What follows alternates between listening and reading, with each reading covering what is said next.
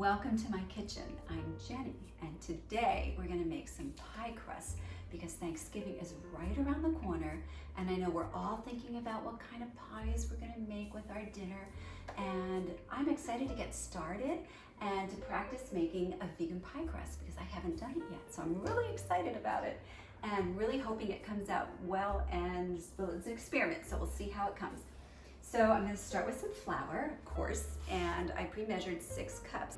There's so many different kinds of flour to choose from right now, so you really have a lot of options.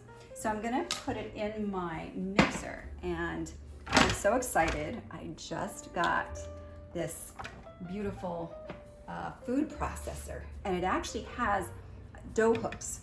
This is my first time to use them. So if you have a food processor, you've probably been using it, and you probably are a pro at it, which I hope to be soon. So I'm gonna put my flour inside, and if you don't have a food processor, guess what? I never did. You're gonna do this by hand, and you can do it in a bowl and use a pastry cutter to blend everything together, which if you've made pie crust before, I'm sure you have one of those. Some people choose to use like 2 butter knives or a fork, but if you have a pastry cutter, that really does make your job easier if you're not gonna use a food processor. So I'm gonna try it with this. So I'm gonna put all that flour in. That's 6 cups because my goal is to make two crust pies, pie shells. So that's what my goal is, even though I'm gonna use them for something else. So I'm not gonna actually make the big pies this time, but I'm gonna just practice with it and see how it feels. But I'm gonna make them into little pies. So we'll see how that comes along. Because, and I think I've told you this before, I tend to use the Himalayan pink salt. It's a little saltier than regular salt, shake salt, the Morton's. So I'm only going to use a half a teaspoon, but you can go up to a teaspoon. I think it'll all be good. It just depends on your taste.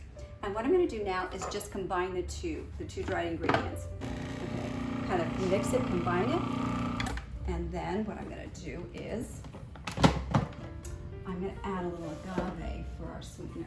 So I'm going to put in about a tablespoon of agave, and we'll mix that in to the dough next.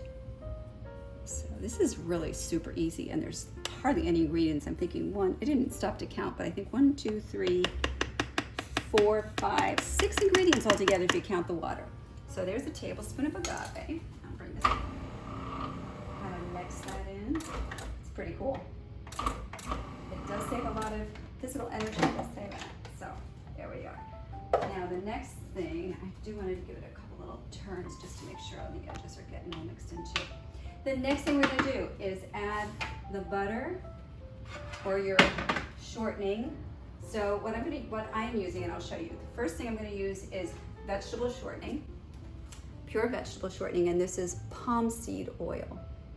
And that's what I'm using. I'm really excited because I know it's a good, clean ingredient.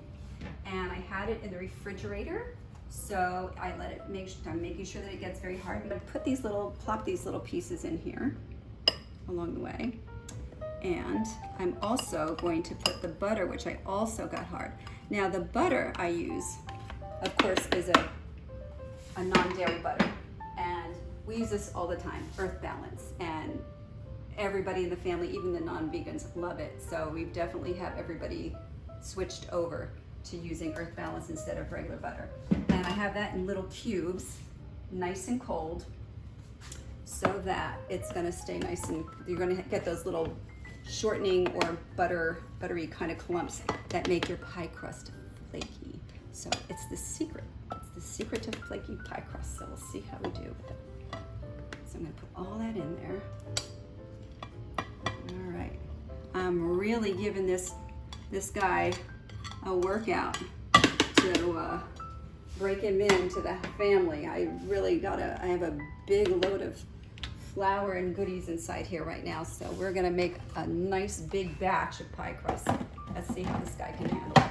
So I'm gonna close it up. So we're gonna pulse it till it gets crumbly and coarse and kind of gets those little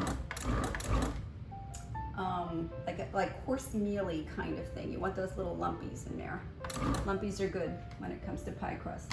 So I'm looking from the top, and then the next step is I'm gonna lift this handy dandy little food pusher downer, and I'm gonna put a little bit of icy cold water. If you notice, I have some ice cubes in here because I want it to be super cold. Should be exactly 3/4 of a cup.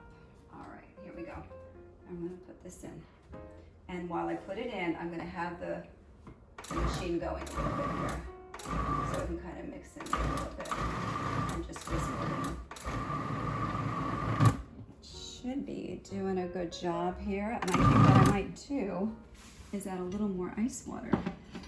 This now by the tablespoon and drizzle it in there as it goes here. So what I'm gonna do, because it shouldn't take much longer, I'm gonna put it on and we'll just kind of put a few little pictures. Keep an eye on it. We don't want it to get too wet. And I think that's good, actually. So it's just kind of forming a dough. Oh, that feels really good. Okay, so it's nice and cold. It's crumbly, but oh wow. I think we've got it. I think we did it. So what I'm gonna do is take this out and sprinkle a little flour on the counter. There we go. And then I'm gonna put the dough right on here. And it's nice, and it's got just that right touch of crumble, which it's all that shortening, just kind of clumping with the dough, which is gonna make it so flaky.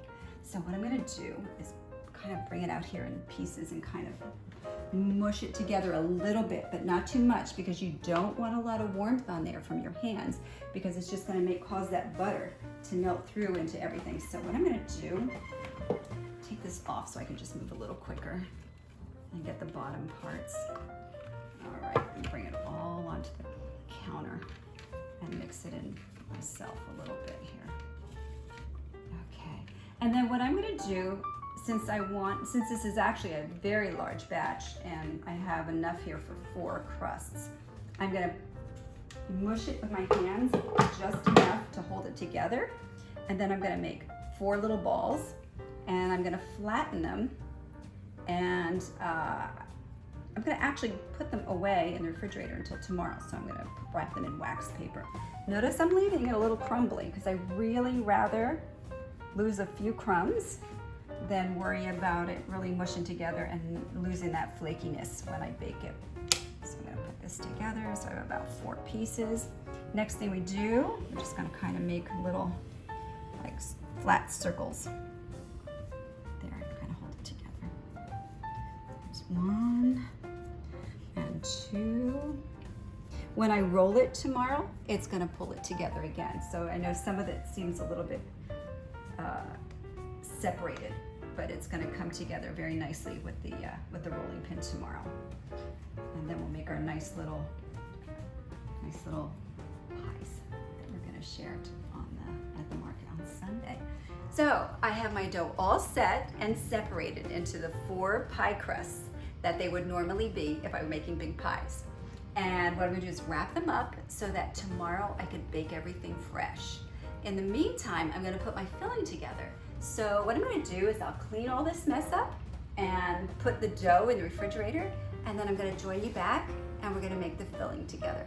So I'll see you in a little bit.